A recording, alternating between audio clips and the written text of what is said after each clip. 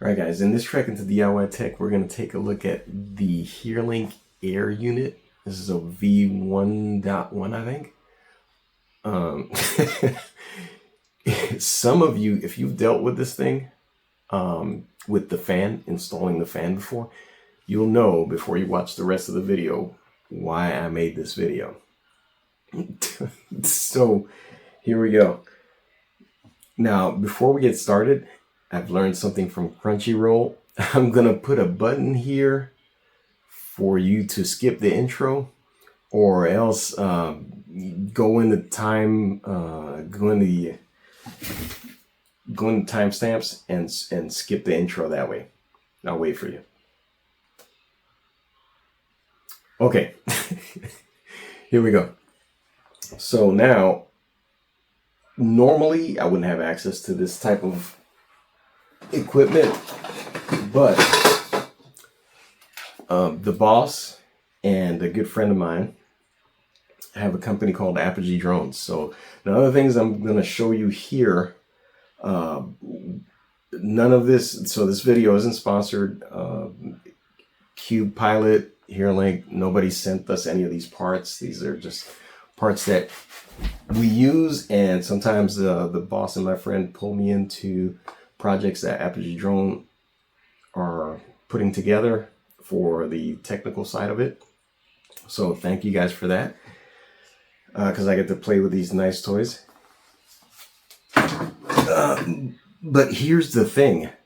As much as I love this thing is great because you have the air unit. This thing has all the connections on it. You have the micro HDMI, 2 of them. And you have various outputs. S-Bus comes out of here. Telemetry comes out of here. But guess what? That generates a lot of heat. And so I'm going to show you, I'm going to put a link to the video that they use to show you how to install this fan. Because if this is in a confined space, it generates a lot of heat. So you'll need the fan sometimes. So what I'm going to do is I'm going to show you link in the description to their install video, and then we're going to see what I did to put this thing on here. So here we go. So all right. That's the jump point, right? So disclaimer, none of I cannot claim responsibility for anything you do to your equipment, because it's an expensive piece of equipment. Anything you see here could void the warranty. So please use any of the information in this video as a one entertainment, or just it's at your own discretion for you to use any of the information you see here. So now, having said that, getting this fan on here, as I said, this thing is amazing, but getting this fan on here is a pain. We're going to go to the bench. I'm going to show you what I did to get this fan on here and see what happens. If you've been to the channel before, you know who the boss is, aka my wonderful wife.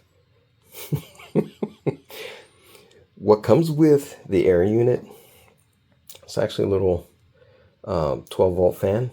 You can also buy these separately, right? So if you get them separately, they come with a bunch of hardware, and all of them come with, so in the install video that they have, you only use 4 of these, but for some reason they all come with like a million of these little silicone donuts.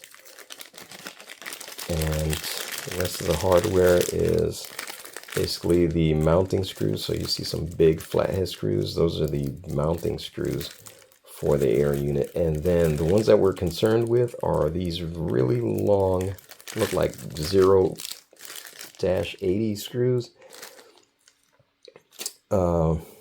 But close up, this is what they look like close up. So they do have a hex head on it, to keep it from spinning when you put it in the slot of the air unit. And I'm not going to show you what I'm going to skip a part here, but when you put these in, you push them into the slot.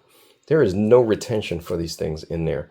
So as you know, if you've dealt with these before, it is super hard to keep those in there while you are trying to position this fan. So you're trying to position this fan like this, those screws will come out of there. The other thing that caused me pause when I did this is that this fan, you can see the orientation that you put the fan is. You put the fan this way. Now the fan is exposed, and I usually have a lot of wiring inside my drones, and invariably, what I always have is some wiring will fall onto the fan, and you hear a buzzing sound, and then the fan stops working after a while because it's stalled out. But this is the orientation that they have you putting the fan in. So there is no fan guard. So look at this selection of fan guards from Amazon. You can see that they come in a lot of different shapes and sizes. Pretty cool. But what I chose to do was create this nice little 3D printed. This is on an H2D, bamboo H2D. It came out really nice.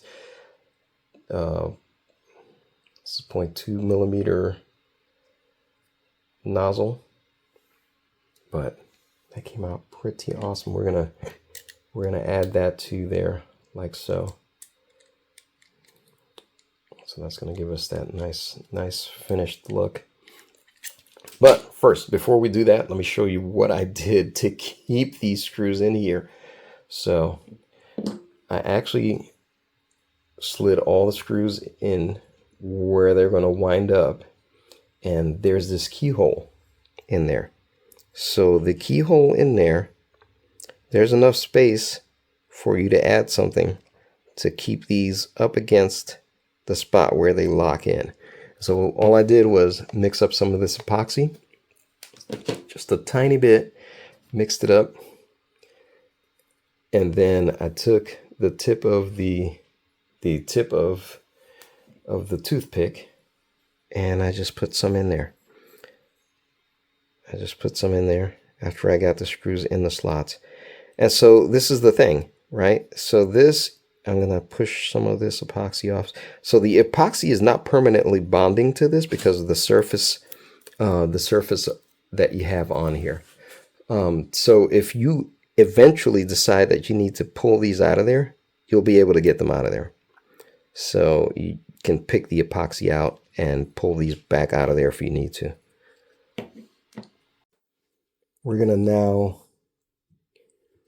do the rest of the installation the way they show you in the video. So we're going to put these little silicone donuts on there. They go all the way down to the bottom there. They go under the fan. I don't think there's ever an explanation of why these are on there. Shock mounting? Vibration isolation? Not sure. Not sure. I guess we'll see when we get that on there. So now what you're going to see is that we can slide this fan on there. Okay, here we go. All right, we've got the fan on there. The other thing is that you are going to need some tweezers and a way to, they have a nut driver in the video. We do not have a nut driver that size. So I have this screwdriver from an old robotic set, and it's pretty cool because you can remove this section of it, right? So what is that? Let me see. So it's a 3mm hex. Okay, so 3mm hex, right? So we can use this. These nuts are 3mm, so we can use that to tighten down the nuts. But let's go ahead and do that right now. This is, I mean, you can skip to the end, I think, at this point, because this is going to be the same as but we add the washers. We're going to add the washers on there. right on top of there.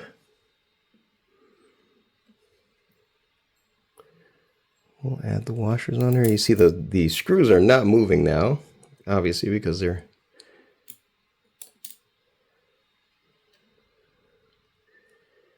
held captive by the epoxy. Flying washers. Flying washers.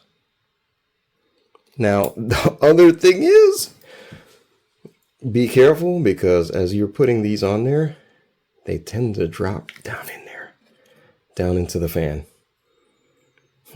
And then that's a whole adventure. So I'm going to try to do this. It's kind of hard doing this, looking through the camera, but we're going to try this. We may have to do a jump cut here, because I don't want to spend a half hour you watching me trying to get these nuts on here.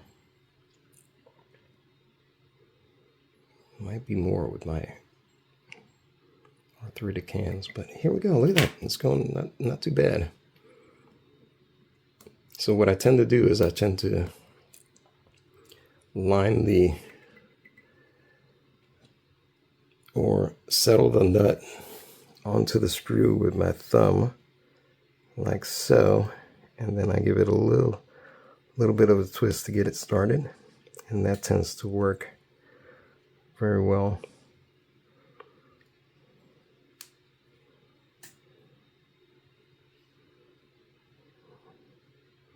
Yeah, as soon as I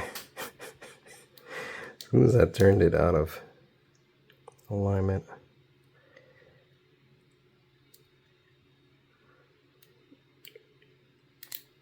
see what I mean? As soon as you turn it out of alignment, it goes.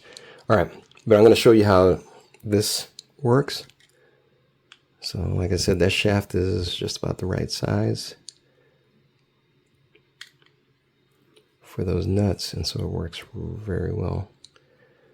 And so it's very easy to torque this too much, but I squish the donuts about halfway, and that seems to be the deal.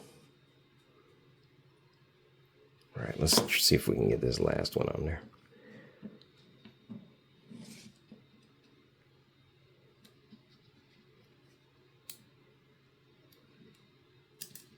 Oh, this last one doesn't want to go. He's like, I seen what you did to my friends.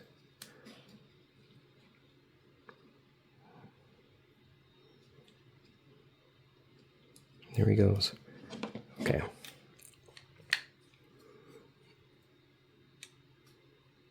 Oh my goodness. Look at what I did.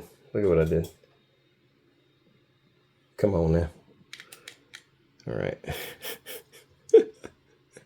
Like, finally.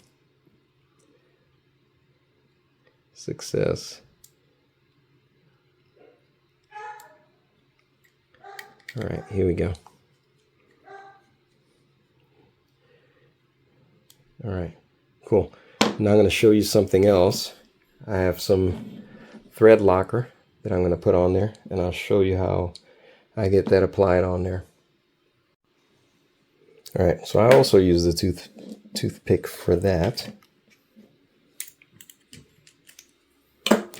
And get my bottle cap and my thread locker out.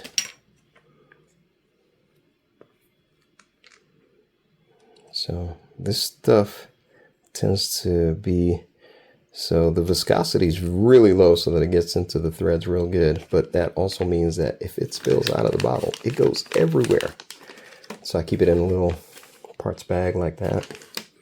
All right, so I'm gonna use this. I stir it up a little bit, and then I'm gonna apply it to the outside. So now you're gonna ask, why didn't I apply it before I put the nuts on there?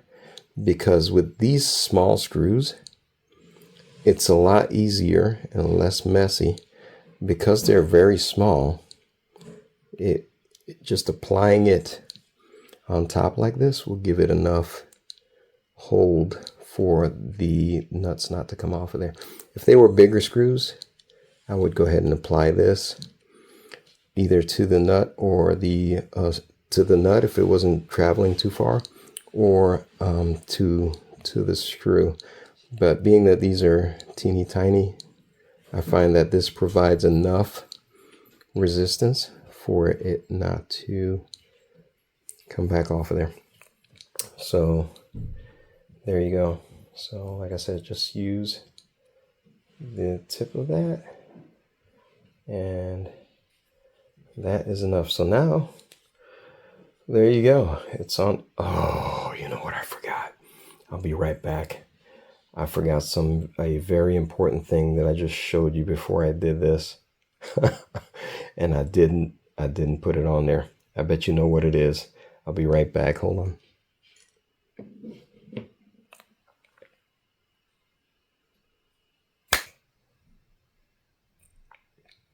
All right. Now that's much better.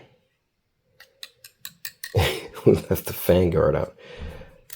So you can see, yeah, I was wondering why there was that much space at the top of the screws, but there you go. Yeah, after you do all that, make sure your fan still spins really awesome.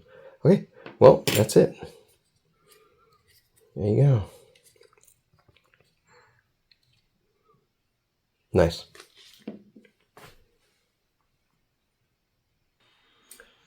All right, so I hope that gives you some ideas as to what to do with your air unit. Again, use all of this at your own risk.